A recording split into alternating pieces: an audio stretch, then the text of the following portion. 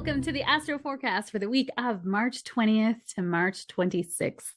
This is one of the most potent weeks of the entire year, y'all. We have 3 planets changing signs, including the sun and Pluto. Pluto doesn't change signs very often, every 20 years. And we also have a super new moon at a 0-degree mark of a sign. There's a lot changing this week. So we start off the week in the 4th quarter phase of the moon. The moon is at the end of its cycle. And on this day, we start off with the sun sextile to Pluto.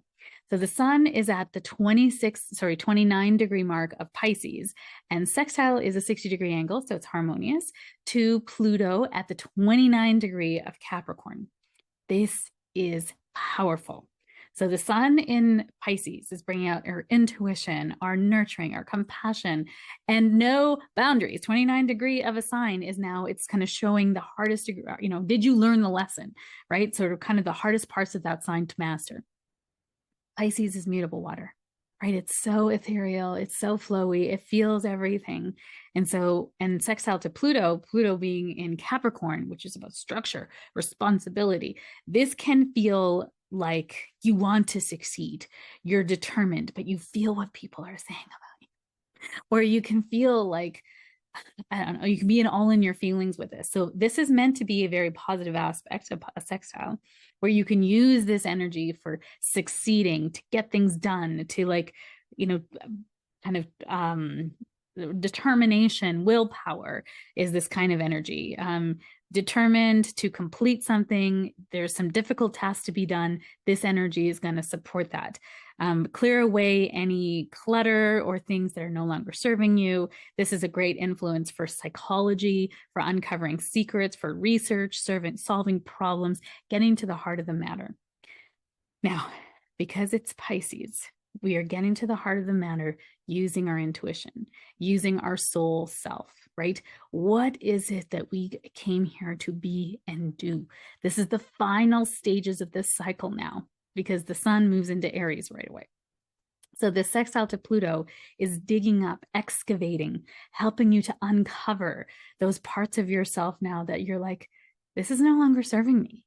Right? Why do I feel like I have to stay small? Why do I feel like I can't be an expert in something? Why do I feel like I never know enough? Why do I feel like I never have enough money? Why do I feel like I can't hold money? Right? All of those things. Pluto is trauma, generational, trauma, things that you've built up and picked up from your lineage, the gunk of your ancestry. That is Pluto, because you are excavating it, you are healing it, you are now replacing it with something new. Not a light aspect, my friends. So as then at 3:24 p.m. Mountain Standard Time, the sun moves into Aries. Number 1, this is Aries season, so happy birthday, Aries. This is number 2, the astrological new year. Happy New Year, everyone. This is a wonderful new beginning for the collective. The fire of Aries is returning. And number 3, it is this spring equinox. This is when now equal day, equal night, the sun is returning to, or the light is returning to the northern hemisphere, and it's kind of moving away from the southern hemisphere. So Australia and down under, they're now moving into fall, and we are now moving into spring. This is the official first day of spring. Hello, right? It's rebirth, renewal, butterflies, cocoons, tulips, bring on all the lovely things. A lovely time. So when the fire comes back, Aries season, we are now coming into bold, courageous fire, passion. What do we want to do? What did we come here to do? It's the first sign of the zodiac. It's about being pioneering, bold, courageous, taking a risk in some way that feels good to you. I'm still a Virgo, don't be like taking risks that don't make sense. This is about taking a risk that feels calculated and good to you, and being unapologetically yourself. Aries is the sign of me, right? My identity, my beliefs. Who am I? My body, right? Aries is my body. What do I look like, right? How do you feel about yourself and your identity? So this is a time now where you're coming into, who am I? What do I want to be? Where do I want to go now? What is my passion? What is passion? What are you passionate about? Great question to ask yourself. And are you prioritizing your passion and your purpose, Aries? I always say with an Aries, either you're on the bus or you're under the bus. They have no time for your sadness, for your what about me, attitude. They have a mission and they are on track to do the mission, right? They're not trying to hurt anyone's feelings. They're thinking and they have a one-track mind to get something accomplished, right? And your feelings about that, about you, not about that. So I would say you're on the bus or under the bus with an Aries, right? There's no judgment. That fiery boldness to get things done. It's great. It's a great time to be alive. And Mercury is also in Aries right now. So Mercury is our mind, our thought processing, our speaking, the way we connect with each other. So Aries energy can be abrupt. It can be like, I'm saying it like it is, words are falling out of my mouth and you don't know why. They're coming out, they have to be said, and they're being delivered, whether you like it or not, right? So it can be abrupt. It can also be very, the word is, it reminds me of the zero card in the tarot. It's called the Fool card. They're very bold and excited. It's on a new adventure, but he doesn't realize there's a cliff right there and he's about to step off the cliff. So in Aries season, you're encouraged to have a plan. You're encouraged to be cautious, but yet take a cautious risk, right? Aries energy is not cautious. It's like, let's go. We don't have time for this. Fast cars, fire. It needs to go where it needs to go. It's got motivation to do something. So this Aries season is going to light everybody up. It's going to light you up because you're like, well, I've been asleep. Yes, Pisces season is very sleeping. And now with this new moon coming up tomorrow, you're going to feel like it's time for me to get going. We're going to feel everyone. All of the planets are direct right now too. It's a great time to start something new, to get going on a plan, to declutter, to clear out your house, right? Spring clean. That's why they say spring cleaning, right? This is the time.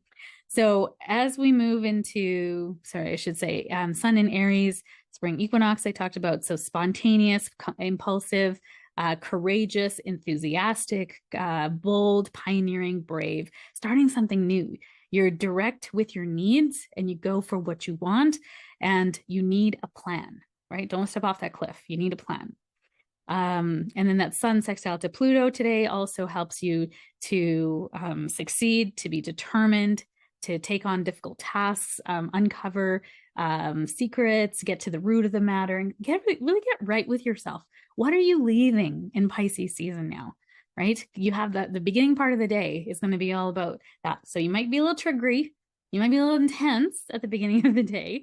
And as the day wears on, you might feel like more inspired, more enlightened, more excited, more excitable, right? I have a lot of fire in my chart. So you see that fire coming out. So Tuesday, March 21st, we have a brilliant, super new moon at the 0 degree mark of Aries. It's actually 0 degrees and 50 minutes. Now, there's only 60 minutes in a sign, so it's almost at the 1 degree mark, but it's not quite. 0 degree mark. So this is like the 6th of 5 or 6 new moons that are at the 0 or 1 degree mark of a sign. So this is marking a big new beginning for the collective. We are birthing a new paradigm here. And I don't use those words lightly. If you watch me, I don't talk about paradigms and portals and ascension and like that. All that stuff is pretty fluffy. But this is really like there's something new. There's so many markers here that it can't be ignored, right? We're all on the precipice of something big, something new happening for the world. So just noticing how that's coming up for you. Like for me, I'm feeling like I want to be more bright, more bold, more loud about my message and what I'm trying to say. And that like, there's important things that need to be said and come out into the world, and people believing what they're believing. It's almost like they're in the dark, right? They're trying to mindset and overcome and trying to determination yourself forward. And you can't do that because there's a part of you that requires safety. There's a part of you that is helped when you don't do the thing that you want to do. When you're sitting in overwhelm or when you're sitting in the bad habits, there's a part of you that likes that because it feels safe in that, right? And we can't overpower that safe part. We need to bring that part of us along on the journey. And how do you do that, right? So much to say in so little time.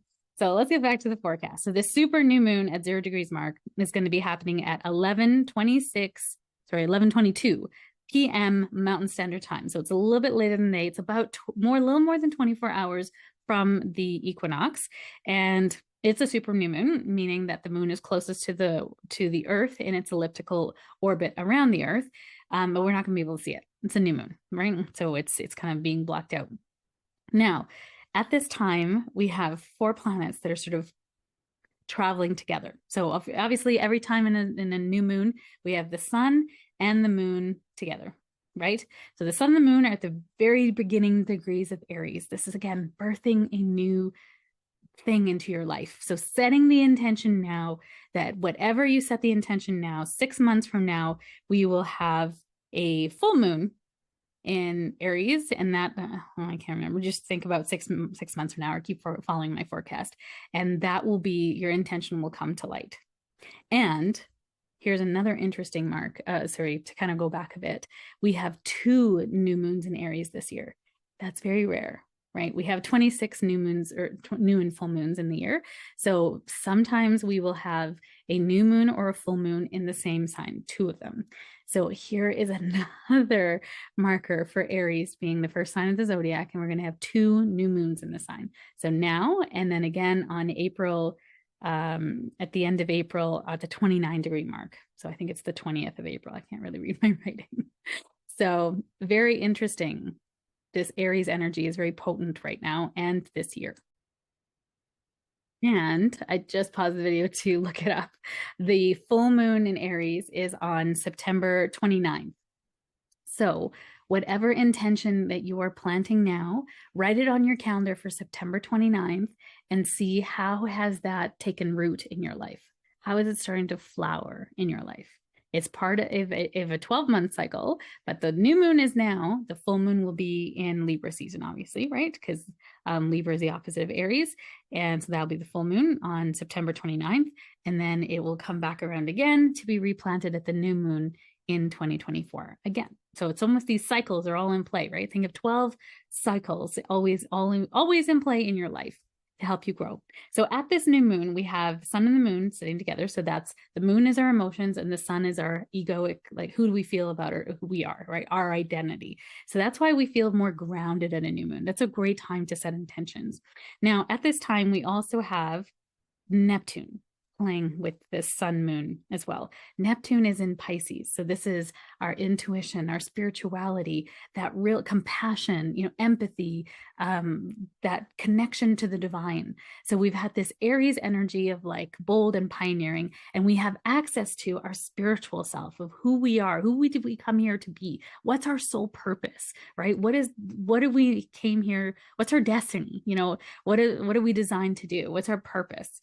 And so we've got that piece of it. And then there's also Mercury sitting at in Aries as well. Now, he's a little far from kind of the rest of them, but he's still in play. It's still connected to them. And this is about bringing in brilliant new ideas, a new way of thinking, innovation, pioneering, inventive, creative, leadership, right? All of those ideas that comes from Mercury. So we have that gift also. These 4 planets are working together to help us to set an intention now at a place in your life where maybe you've been feeling like you're an imposter. Maybe you feel like you don't have enough information. Maybe you feel like it's been a little far out of reach for you. Now you're feeling a little bit more courageous and bold to go for it, right? Yes. But the ruling planet for Aries is Mars.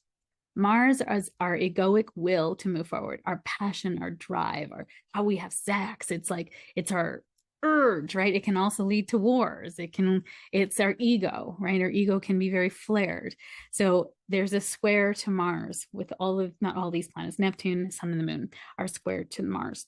A square is a crisis, a challenge. It's like friction. I always call it the sandpaper that shines up the soul. So when we have a square to Mars with these planets, we feel irritated. We feel frustrated. We might be angry. We might have bursts of anger and kind of triggered by other people. So whenever I see this, it feels like our will to move forward is blocked, right? We're just not able to move forward as fast as we want. Aries energy desires fast, and it desires a direct route. It doesn't want to meander. And life is a meandering journey. I'm sorry to say that, but it's true. Life is a meandering journey. It's rarely direct. So this new moon, and I always say, never really take action on your new moon intentions for at least another 2 or 3 days, because we want the light of the moon to be helping us, to be energizing us, to be supporting us in whatever we plant now, right? So this square to Mars is slowing you down, and it's really asking you to take stock of, are you sure? Right? Do you have the information? Put in a plan in place, because Mars is still in Gemini. Oh my God. He's going to move out of Gemini this week though, but gosh, like 7 months in Gemini. Like I need new Mars energy coming in. So, and Mars in Gemini doesn't sit well in my chart. So I've just been like really trying to buy time during this time. So this Mars energy in Gemini is very, we think we want this thing, then we think we want this thing. It's almost like, and then, but it does give us the benefit of this is that we're able to learn about it, or learn about our steps forward. So like I just had a client who is looking at going in a new direction in her career. And so we gave her some steps as to how she can research and who she needs to talk to and where she can get the information, where she wants to go with it, and then make an informed decision. So this square to Mars is saying, because Gemini is about information, creativity, curiosity, connection. It's a beautiful sign, but it's this sign that just has it's got information overload, right? It's almost like squirrel, right? It's like, oh, I need this and I want this, and I don't, do I have enough energy? Do I have all the information? Geminis by nature are great connectors. They're very smart. They have a lot of curiosity and connection, and they're really wonderful people to meet, right? So this Mars energy can bring us a lot of gifts, but the square is bringing up a challenge, and that square is making us annoyed that we can't move as fast as we want. But it's a super new moon. You're not supposed to move fast right now. You're supposed to have a plan. You're supposed to think about what is it that you want to do. You're at the stage where the moon has no light. And then in the next 3 to 4 days, now the moon is gaining light as we move into the first quarter. And this is where now you start to feel the momentum shift. Okay, so it's about patience, and Aries are not known for their patience, neither is Geminis, to be fair. So we want to just be really patient, an extra dose where maybe you've hidden it away from somewhere in your life. You want to bring out that patience now and be like, okay, now is the time. I'm not meant to move forward. If things aren't opening up and the path hasn't been clear, it's not a time to move forward. It's a time to be really clear on what you want, why you want it, and then understanding where you're holding yourself back from that because you don't feel safe in it. Back to my original statement. So lots to think about there. I won't talk more about it because there's a lot to say about it, but I don't want to bore you. We're going to move on. So Wednesday, March 22nd, we have, there's no real aspects happening on this day. I mean, still the aspects from the new moon is kind of spilling over for the week, but the sun is conjunct to Jupiter, I'm noticing. So this is going to be big feelings, and it's in Aries, right? Jupiter is in Aries as well. We've got a lot of fire Aries energy at this time now. So you're going to feel bold, courageous to get something done, to start something new. This is a great time to go to the gym, y'all. Like, go to the gym, get this energy out, right? That find a place to discharge this energy, because otherwise you're going to be irritated. You're not going to be sleeping well. You're going to be taking it out on people. There's a lot of energy that's coming into the collective now. Now's the time to go to the gym, to go for a vigorous walk, to work out with a buddy, you know, do something that gets this energy out of you. Have great sex. That's another way to do it. So Thursday, March 23rd. Ooh, this is an important day. So, I mean, and all week really, Pluto's been sitting at the last degree mark of Capricorn. And today he moves into Aquarius. He hasn't been in Aquarius for 225 years. And he's only going to be in Aquarius for a short time. He's going to be here on June until June 11th. So we're getting a sneak peek for the next 20 years. So he's going to dip in. Like, so it's the reason why planets retrograde is because they go faster and slower than the Earth. So their trajectory around the sun isn't just fixed and they don't go along like this. No, they actually go faster and slower. They speed up and slow down, right? The momentum of gravity around and slingshotting out into space. And then they're also wobbling on their orbit. They're also going above and below the equator of the sun. So it's very interesting when you start to think of it in more of a 3D model versus a 2D on the piece of paper, right? So when the planet is slowing down relative to the Earth, we call that retrograde. And so Pluto is now in full motion forward. All the planets are full motion forward, meaning they're all going faster than the Earth. And Pluto will slow down and go retrograde. And that's when he'll dip back into Capricorn on June 11th. So this time now, from March 23rd to June 11th, that's going to be the time when we're going to get a glimpse in to when Pluto goes into Aquarius for real. And for real. And that's going to be on June 22nd, 2024 to 2044. So Pluto is about death, rebirth, transformation, evolution, revolution, intensity, uncovering secrets. It is Scorpio's planet, right? This is an intense planet of change.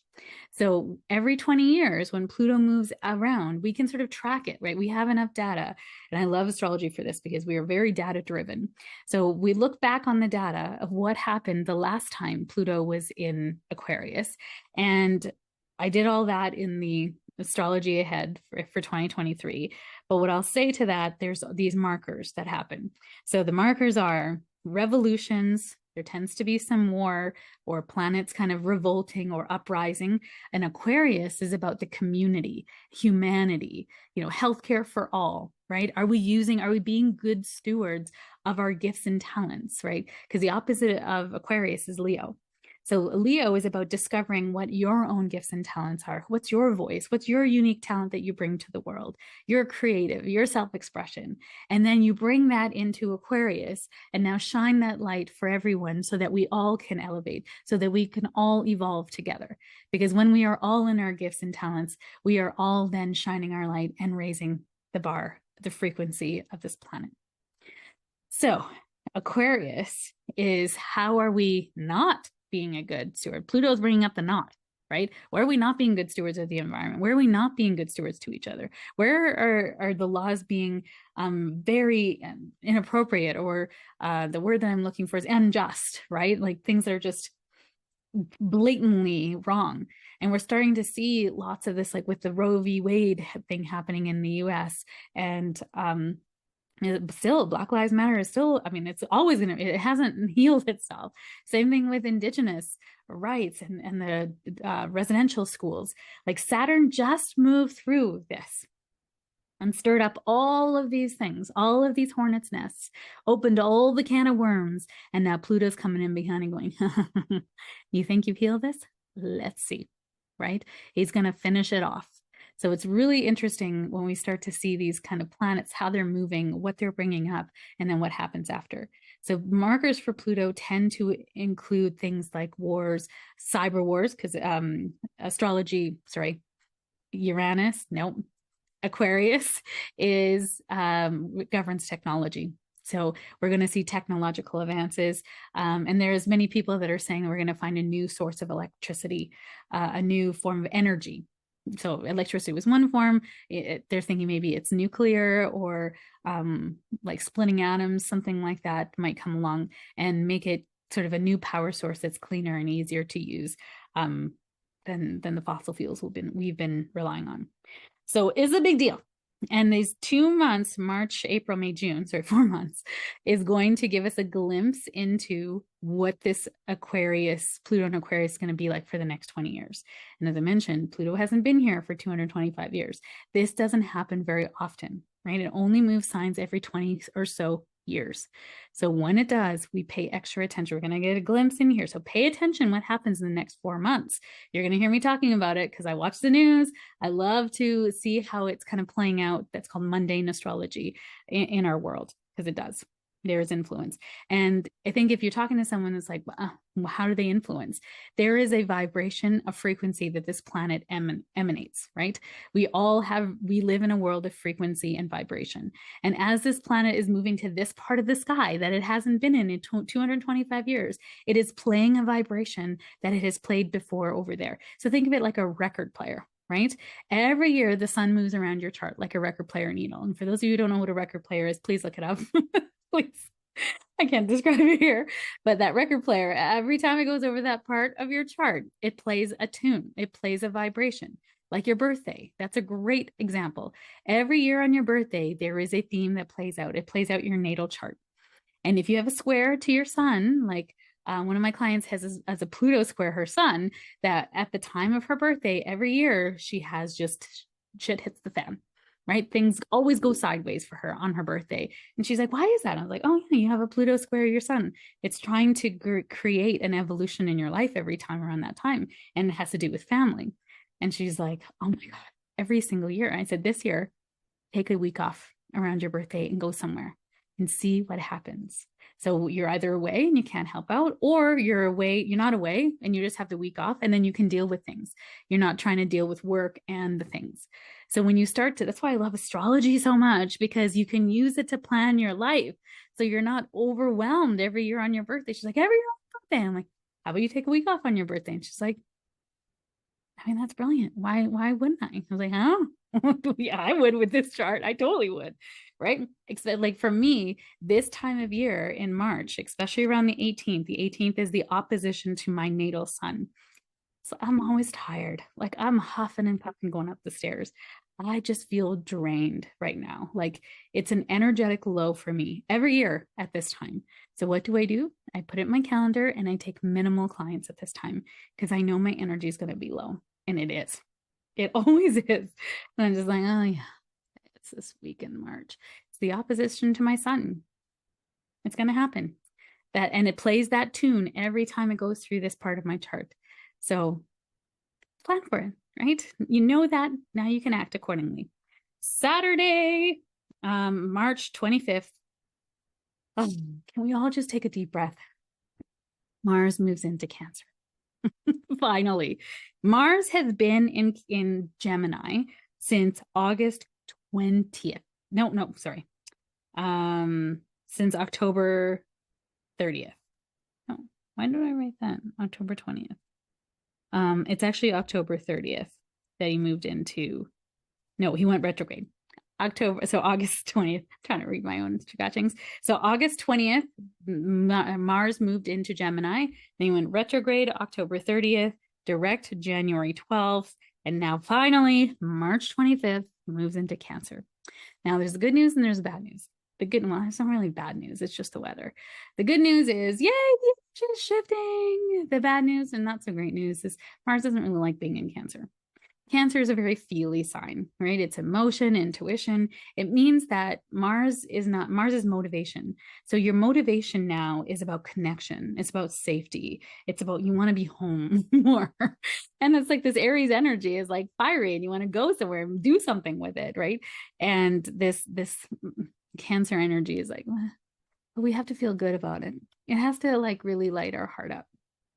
And it's very interesting because my Mars is in Cancer and I'm having a Mars return, meaning Mars is coming back to its original position in my chart in April. And to understand my Mars, I'm motivated by things that put people in danger. like as I was saying earlier in this forecast, right? I'm like, I hate when people like mindset yourself over things and, just willpower yourself and you can do it, just use all the mindset tools. And you're like, yeah, your subconscious doesn't want to do that. So you blame yourself every time you fall back into bad habits. And then you go down this whole thing of sabotage and I can't do this and I suck. And then you start, judging yourself into shame and change. And that never works. Right. And so that's why I'm like, oh, I'm so fired up, but I also have a fiery Leo. Venus. So this Mars energy in Cancer is asking you to really check in with your intuition. Does it feel right? Right? It's going to help you with this. So this can be, you don't go directly after what you want. You kind of are like skirting the issue or you're feeling it out or you have to make sure it feels right for you. This is emotions determine your motivation. Our passion, it can be very empathic, very nurturing. Family, safety, domestic tasks are highlighted. You want to finish a home project, great energy for spring cleaning your house. You use your energy to nurture, and some downsides to this is be careful to not overreact, to be oversensitive. Mood swings can be possible for this time. Mars will stay in Cancer until May 20th, which will move into Leo. And that, my friends, is going to be a very good time. But at that time, we're going to have some planets retrograde. So it's very interesting. It's not like you can wait. When retrograde planets are there, it's more so, do you have your motivation right? Are you right within, right? And then being very careful with what you do. But we'll talk about that at that time. And then also on Saturday, March 25th, we have Mars in conjunct to Pluto. This is power struggles, arguments. We can feel very ambitious, but then people are kind of in our way. We might be prone to victim mentality and some challenges. So this sensitive energy is going to be bringing up some woe is me vibes, maybe. It's a great time to journal and to feel like, why are you feeling woe is me? Why are you feeling like you're at the mercy of people around you? Maybe you're subscribing to the timelines of your ego versus the universe's timelines for you, because you do not control the timing of things as much as you want to think you do, right? If you're trying to make something happen and it's not happening, it's not the right time, right? You got to try again another way, or recalibrate and try again, or go in a different direction, right? Only your intuition will be able to tell you that.